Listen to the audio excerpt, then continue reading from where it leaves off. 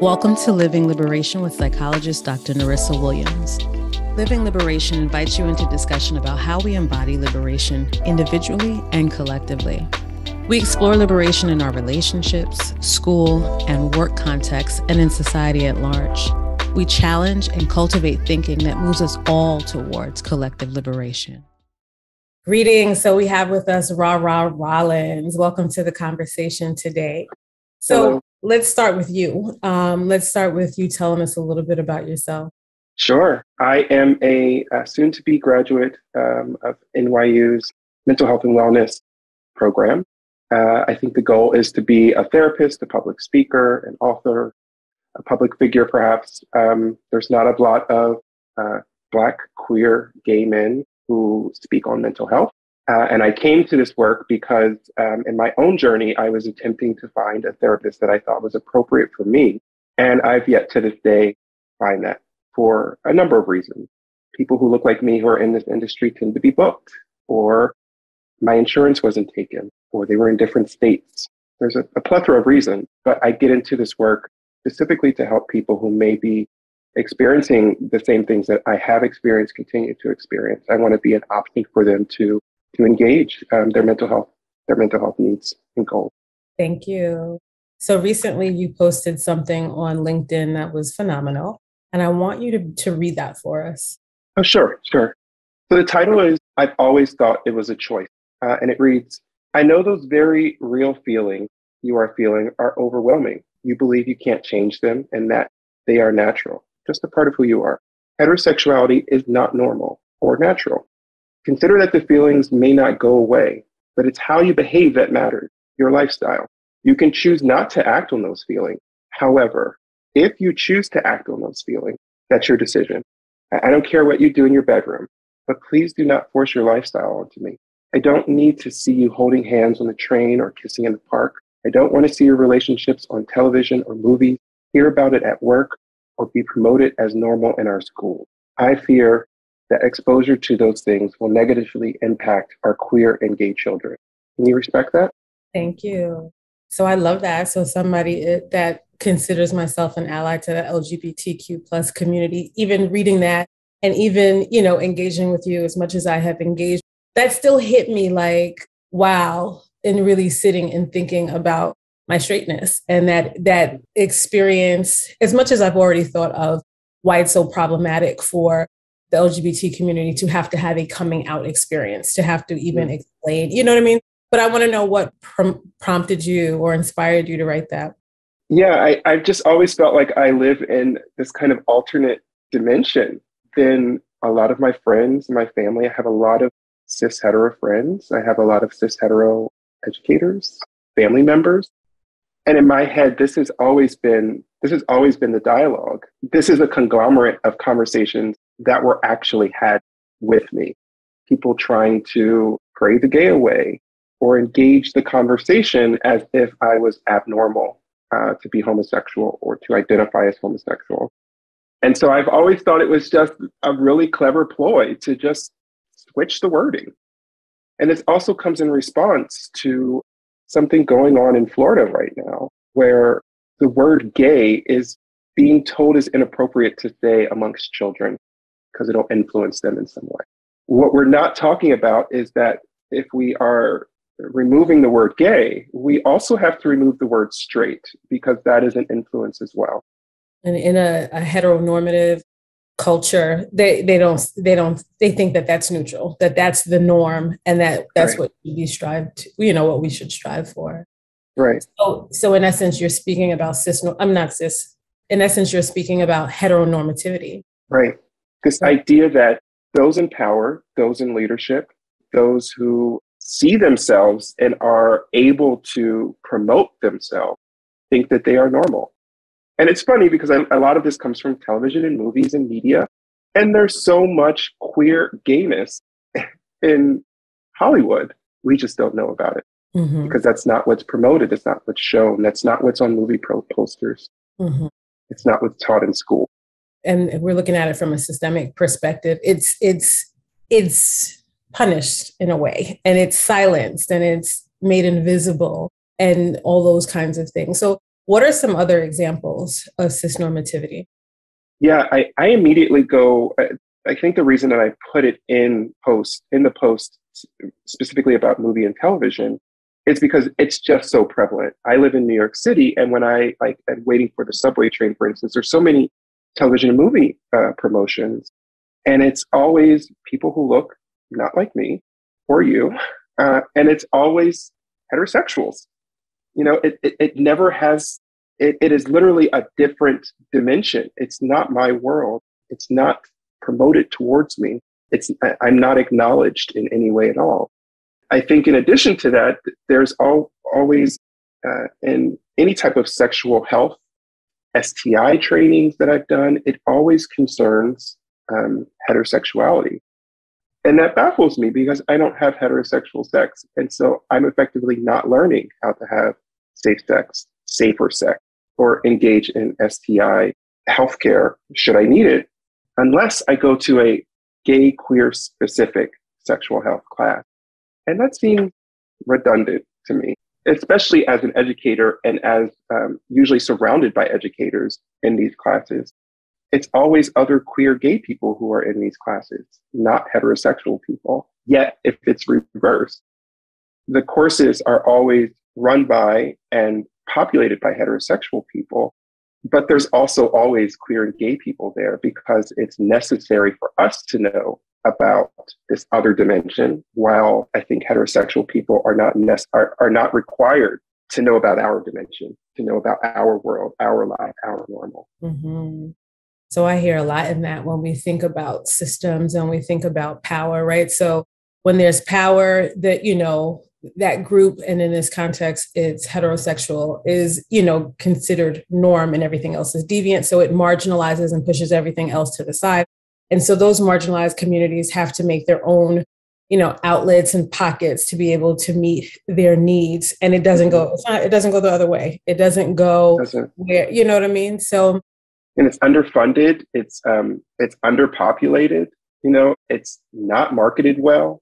The work is usually done by other queer and gay LGBTQ plus community members, where they're pushing to have this information disseminated. I'm very focused right now on education because that's my life. Both as an educator and a person being educated, it's just my primary focus right now. And it's always me and my community members who are pushing this necessity. And it doesn't ever seem to be the reverse. And it's exhausting. And it's scary because LGBTQ youth are not being exposed to it. They're being exposed to a lifestyle that is deviant to them, that is abnormal to them. And I think that's the catch for me. Heterosexuality is deviant, it's abnormal. There's nothing wrong with me. I'm not suggesting there's anything wrong with heterosexuals either, but I just love using the same language. Yeah. To really open the person's eyes to like what is being said. I love that you use the same language too. Like, because it's jarring enough to make you think about like, whoa, wait, that is crazy, because that is what is said. So you started to speak about I'm curious in two parts, like what has it been like navigating a heterosexual world? And that is both experiencing like, really the day-to-day experience, but also I'm curious about the emotional experience. Yeah, the navigation is, so I just turned 40. Recently I turned 40. And it's different for me because I've come into understanding that I have to focus on myself. I have to engage myself. I have to do what's healthy for me. But I feel like that's a very privileged elder space, if you will. When I was 23 and living in New York City, the most liberal city in the world, if you will, I didn't have this mindset. And so there was a lot of code switching. I walked into a room as a Black man first, and I had to make the decision, because this is a multi-pronged conversation, right? I'm not just talking about homosexuality and being an LGBTQ plus member, I'm also talking about Blackness. So I walk into the room as a Black man, and I always had to determine if I was also going to be a homosexual man. And I used to work in fashion quite extensively. And in that industry, it was fine. But there was also family gatherings. There were networking events. There was other colleges that I went to, other school settings that I went to that was not LGBTQ plus friendly, and there was a lot of code switching going on. Who do I want to know? How much of myself do I want to be in this space? As opposed to thinking, am I safe? Am I having a good time? Am I learning? Am I processing? Am I focused? I was constantly pondering what would happen if someone knew I was Black and gay. And I think psychologically, it just gets exhausting. This idea that you constantly have to ponder who you're going to be is just simply exhausting. It does not allow for focus on what you need to be focused. Additionally, it doesn't allow you to flirt, to engage other community members who may also be code switching. Right? It doesn't allow you to actually network and engage with people who understand your bottom line, who understand the dimension that you live in. I love this idea of alternate dimension. You know, there's people. I've always thought it was a pseudo blessing to be able to kind of jump between these two dimensions. But I'm in a space in my life right now where I only kind of want to live in one, because that feels like emotionally and physically and psychologically safe. But that's not the norm. And that wasn't a norm for me then. It's not the norm for me now. And my worry is more about my nephew, who may be queer, my younger cousins who are queer, and my clients who are in their 20s, who are Black and queer, and they're having the same issues, conversations that I had back then. That's problematic to me. So it's overwhelming to have to constantly jump in spaces that really you shouldn't have to. I hear you. And I know you know what I mean? But it hits me a different way, just hearing and seeing through your eyes how you have to navigate the world, how much more stressful it is in a way that I don't know personally with respect. Of course, I know with respect to other identities, but not with respect to my sexual identity. Mm-hmm. So you made mention of your younger relatives, right? So what are some things, like what is the youth experience? You spoke about 40, you spoke about 23. If we're thinking, middle school, high school, even earlier, what might that experience be like? Yeah, I think I'm trying to catch up myself. I'm recognizing that I am in a different generation. And I think right now, it's really just as simple as like, hi, my name is Ra Ra Rollins. My pronouns are he, him. Understanding terms and using them in spaces that perhaps you don't even think that they need to be used in, right? Because there might be someone in that space where simply saying these very easy things may comfort them, make them feel welcome, and may allow them to offer a piece of themselves to you. Mm-hmm. It's just really about vulnerability and being included, in the world. All too often I'm reading a textbook and the pronouns are always he or she. And I'm like, it's the same. It's so easy to just say they or them. They're one syllables as well. It's very simple things that can change. If you're engaging marketing, for instance, include a same-sex couple, include a trans person, include a disabled person. These are very easy things to do, yet they're not done. Mm-hmm. They're intentionally not done. And I think that's the way that we can really support the youth that are coming up. Use the language they're using, show the people that they are hanging out with, having sex with, going to parties with, keep up with what they're doing. I think it's the cheesiest thing in the world, but the children are literally the future. We are going to die off, and we have to create and engage the world that they are a part of. And that means keeping up with what they're doing and saying in the visuals that are appropriate for them. So, I can tell you what works for me, but I think we're both in the kind of the same age group. And I think perhaps it would be more beneficial to include someone in this conversation that could tell us exactly what they want. Inclusion comes in a lot of different ways. And it's not always just about us thinking what is appropriate, because that appropriate for us may not be appropriate for the youth, for people younger than us. Very true, very true. But what are some things, even though we are speaking about generational differences, what are some things you wish you had in place in schools, in your middle school? Yeah, I think first and foremost, I wish I understood pronouns, why they were important. I wish that I had sexual health education. I wish that sexual health education, the word gay or the inclusion of gay sex or non-heteronormative sex was a part of that conversation. I wish that my teachers acknowledged what was clear to me now. I wish that they acknowledged that I was different and used words that maybe that I could have clung on to, researched, and engaged as I grew and understood that I was different than 99% of my classmates. It's just really, I think for me personally, it's just acknowledgement. It's acknowledgement that I understand that you may be different. It's okay. You want to talk about it?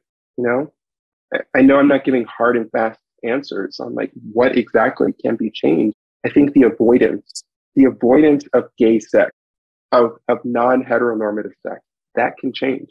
We are normal. We have loving, caring, amazing sex. For me, everything goes back to this idea of sex being desexualized. I think that's what heteronormativity does. It desexualizes us. It makes us unprofitable. This idea that if you show gayness or if you show queerness, LGBTQ plus community members, there's no money there. There's no interest.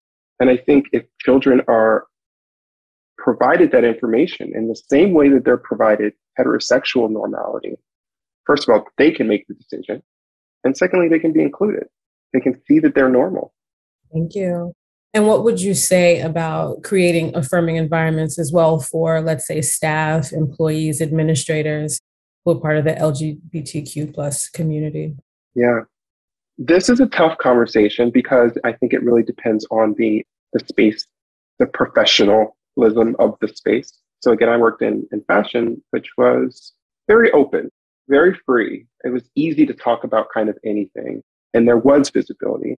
But I also worked in an HIV research facility, which was governed by academics. And it seems like a strange space where sex was not freely talked about, or people's loved ones, for instance, was not freely spoken about. So I think in professional spaces, perhaps, again, I go back to marketing, HR, the pictures you put on walls, the language the copy that's used in those pictures, consent. Can I show you my family? As opposed to just showing. For instance, I don't love children. You know, it's an extra hit to be talking to a heterosexual peer or colleague. And while they may be lovely, it may be triggering to see their heterosexual nuclear family. And I don't think that many people really think about that in context to me being afraid to show my partner who is same sex.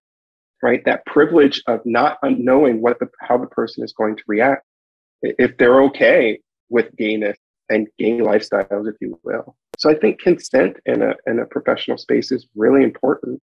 I love the idea of being vulnerable and allowing someone to enter your life, but make sure they're comfortable because they may not be. Have a conversation with them. Don't assume that your heterosexual lifestyle will not be a trigger because it might be. Thank you. So thank you so much for sharing all that you've shared with us for this time. And I hope it'll be very, very meaningful to those of you who are listening. And if we were interested in keeping in touch with you, Ra Ra, how can we follow you on social media or what have you? No, thank you for asking. I am Ra Ra at Ra Ra Rollins. That's RARAROLLINS on pretty much every social media platform. Thanks for listening. If you love what we've had to say, please press the subscribe button and don't forget to like. We invite you to also follow Dr. Nerissa on Instagram at Dr. Nerissa Williams and learn more about my professional services on liberationrpi.com.